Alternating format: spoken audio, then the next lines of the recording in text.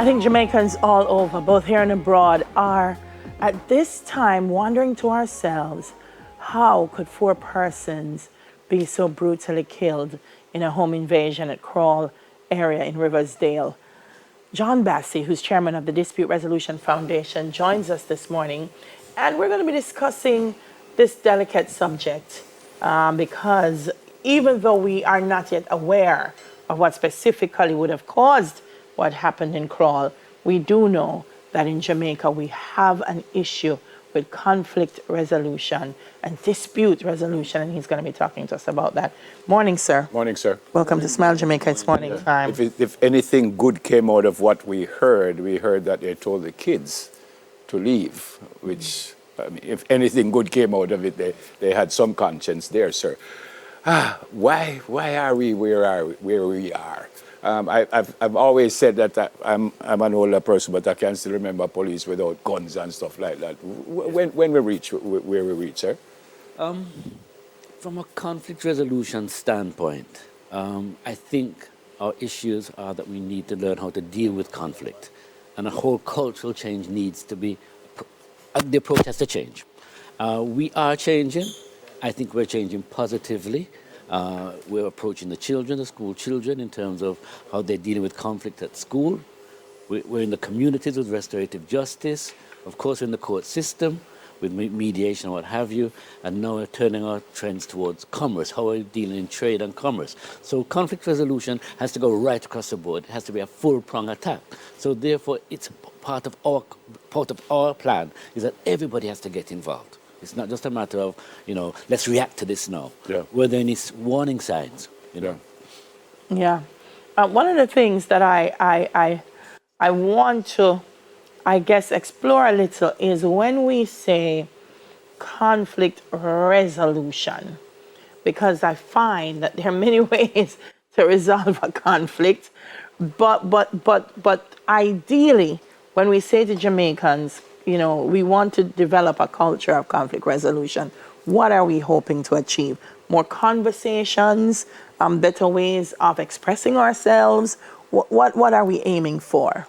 We're looking first and foremost for resolution in terms of dialogue.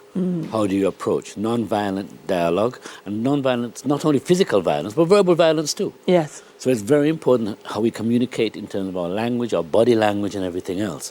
So we're teaching, as I said, we're starting with the school children as well. Everybody, all parts of society needs to get on board with it. The Dispute Resolution Foundation is there to assist. We have a school program where children who are suspended come to our program, and we look at the issues there. Are there any warning signs? If there's a psychiatric issue, then of course we're not psychiatrists, but we call in that sort of expertise. If there's an issue as far as mom and father, or mom or father alone, we have to look at that as well. So it's a full community service. We know that the Ministry of Justice is pushing restorative justice. We're behind that as well, assisting in any way we can. And now, of course, in our parish court system, anybody who wants a mediation and cannot afford it can get it. The government will pay for it. I don't want to trivialize it, Mr. Bassey, but it seems like it also has something to do with ego. It's almost like an eye for an eye. So daily a box me, so me have a box back somebody in our family or something like that. Does that have anything to do with it? I think, once again, how we approach issues has a lot to do with it, yes. And sometimes it is a larger audience looking on, jeering on, what you going to do about it? How are you going to handle that? Not taking this disrespect, and that sort of thing. That needs to change. So it is a bit of ego. It can be looked at that way, I would imagine so. I think, once again, it's teaching and showing by action how you deal with the dispute. When you heard what happened, what were your thoughts? Initially, of course, sadness, grief, because this affects the wider community. It's not just the victim or the person who carried it out, but we as a community feel the issue, feel that headache as well. It's heavy on you. My first initial thoughts after going through the trauma itself, I said, were there any warning signs? Were there anything, like you said, a family member and another family argued? Could they not have gone to get it resolved at the community restorative justice system? Could not somebody have mentioned to them, something, this has gone far enough. Follow me. So that was my first thing. What can we do now to be in that space? Be in that space where something happens. We can say, go to the DRF, or let me go to JPs. Our JPs are trained.